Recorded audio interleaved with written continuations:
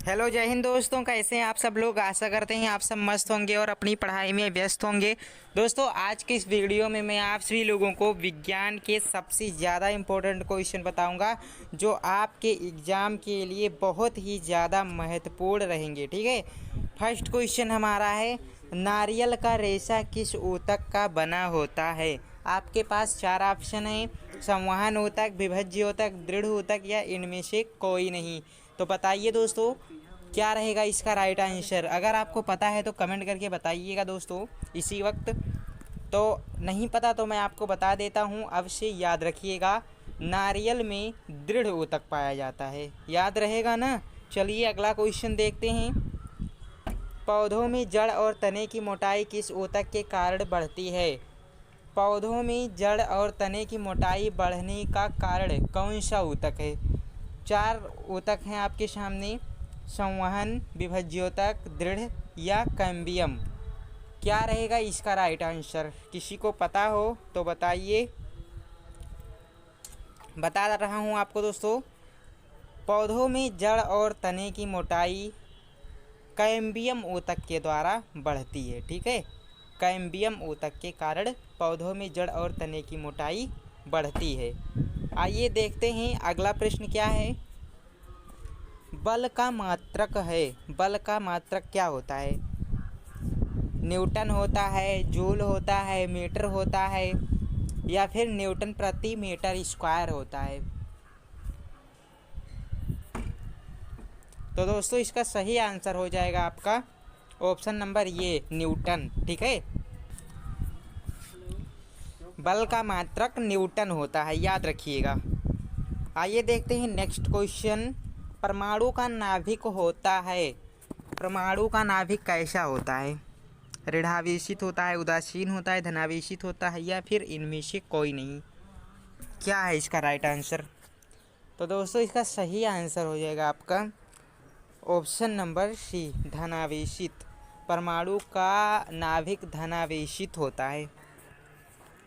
आइए देखते हैं नेक्स्ट क्वेश्चन क्या है। गर्म भोजन या इत्र की गंध दूर तक किस कारण से फैल जाती है। विसरण के कारण ऐसा होता है। गर्म भोजन और इत्र की गंध दूर तक विसरण के कारण फैलती है। अगला क्वेश्चन है, सार्वत्रिक गुरुत्वाकर्षण नियतांक जी का एसआई मात्रक क्या है। क्या है पता है तो बताएंगे भाई, क्या रहेगा राइट आंसर। मीटर प्रति सेकंड स्क्वायर, किलोग्राम मीटर प्रति सेकंड या फिर किलोग्राम या फिर option D newton metre square प्रति केजी स्क्वायर। तो यही आपका राइट आंसर है option number D, newton metre square बट्टे केजी स्क्वायर। अगला प्रश्न है आपका, शुद्ध जल का क्वथनांक क्या होता है। शुद्ध जल का क्वथनांक होता है 373 केल्विन। पहला, दूसरा और चौथा ऑप्शन गलत है, तीसरा ऑप्शन सही हो जाएगा आपका। अगला प्रश्न है, गैस का द्रव में परिवर्तन क्या कहलाता है। गैस का द्रव में परिवर्तन संघनन कहलाता है। ठीक है, संघनन होता है। गैस का द्रव में परिवर्तन संघनन कहलाता है। सल्फ्यूरिक अम्ल का रासायनिक सूत्र बताना है। तो सल्फ्यूरिक अम्ल का रासायनिक सूत्र होता है H2SO4। ऑप्शन बी सही आंसर है इसका। निम्न में कौन सा तत्व द्विपरमाणुक नहीं है। तो यहाँ पे भाई तो ऑप्शन में थोड़ी गड़बड़ी है, द्विपरमाणुक नहीं है। तो ये क्वेश्चन आपको मैं होमवर्क के लिए दे रहा हूँ। आपको बताना है कोई भी तत्व जो द्विपरमाणुक ना हो। ठीक है, जैसे हीलियम, हीलियम द्विपरमाणुक नहीं है। ठीक है, हीलियम एक ऐसा तत्व है जो द्विपरमाणुक नहीं है। इसके अलावा कोई तत्व अगर आप जानते हैं तो कमेंट कर सकते हैं, आपके कमेंट का इंतज़ार रहेगा। आइए दोस्तों अब आपको 2 से 6 अंक वाले सबसे ज़्यादा इम्पोर्टेंट क्वेश्चन बता देता हूँ। ये प्रश्न बहुत ही ज़्यादा इम्पोर्टेंट हैं, आप लोग इनको पढ़ लीजिएगा। ठीक है, आपके एग्ज़ाम में ये प्रश्न आ सकते हैं।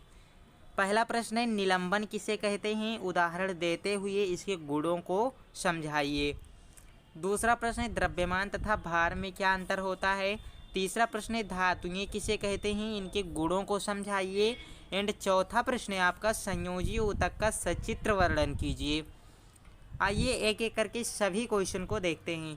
प्रश्न नंबर 11, निलंबन क्या है और इसके गुणों को समझाना था, ठीक है, और इसके उदाहरण भी देने थे। निलंबन एक विषम जातीय अथवा विषमांगी मिश्रण है। निलंबन एक विषमांगी मिश्रण है जिसमें विलेय के कण घुलते नहीं हैं बल्कि पूरे माध्यम में बहुमात्रा में निलंबित रहते हैं, ठीक है।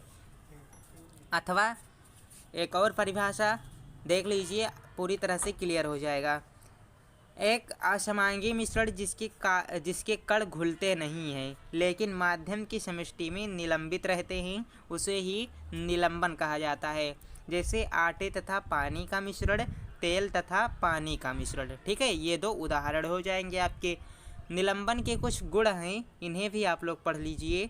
इस विलयन में प्रकाश की किरण गुजरने पर इसका प्रकीर्णन हो जाता है। यह एक विषमांगी मिश्रण होता है जिसके कण नग्न आँखों से देखे जा सकते हैं। इस मिश्रण में पदार्थों को छानन विधि यानी कि भौतिक प्रक्रिया द्वारा अलग किया जा सकता है, ठीक है दोस्तों। फिर प्रश्नोत्तर नंबर 12 का आंसर यहाँ पे लिखा गया है। प्रश्न था आपका द्रव्यमान और भार में क्या अंतर होता है। तो द्रव्यमान और भार, देखिए द्रव्यमान किसी वस्तु में निहित द्रव्य की मात्रा होती है, ठीक है। और भार क्या होता है, किसी वस्तु का भार वह बल है। यह एक प्रकार का बल होता है, ठीक है, जिससे पृथ्वी उस वस्तु को अपनी केंद्र की ओर आकर्षित करती है।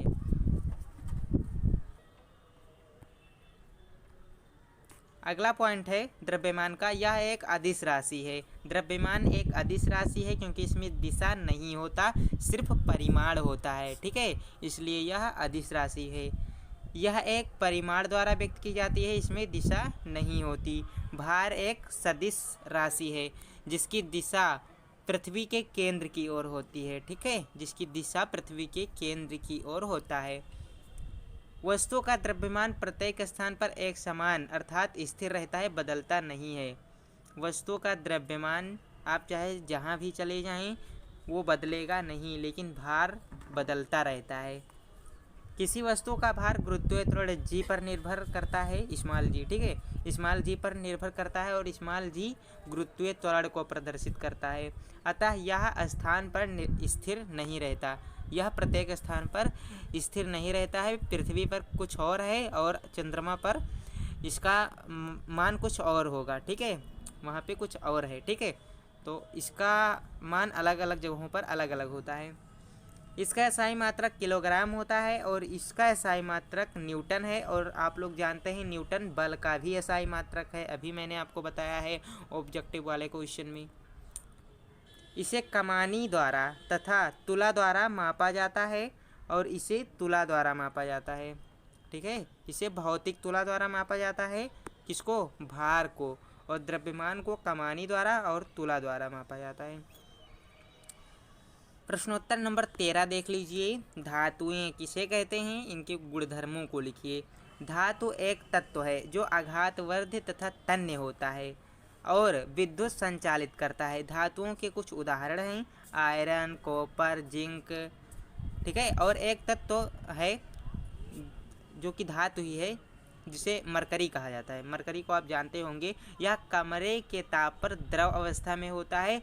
इसको छोड़ दीजिए मरकरी को, तो सभी धातुएं ठोस अवस्था में होती हैं, ठीक है, सभी धातुएं ठोस अवस्था में होती हैं मरकरी को छोड़ करके। मरकरी एक ऐसी धातु है जो कमरे के ताप पर द्रव अवस्था में पाई जाती है। धातुओं के कुछ गुणधर्म यहाँ पे लिखे गए हैं, इनको भी आप लोग पढ़ लीजिए, एग्जाम में आप लोग लिख दीजिएगा, बहुत इम्पोर्टेंट है। अगर आ जाए इस तरह का कोई क्वेश्चन तो लिख दीजिएगा, ठीक है, जो मैंने आपको बताया है ये सारी चीज़ें इस प्रश्न की, ठीक है, इतना आपको लिखना रहेगा अगर ये प्रश्न पूछा जाए तब। इसका अर्थ है कि धातुओं को हथौड़े से पतली सीटों में पीटा जा सकता है।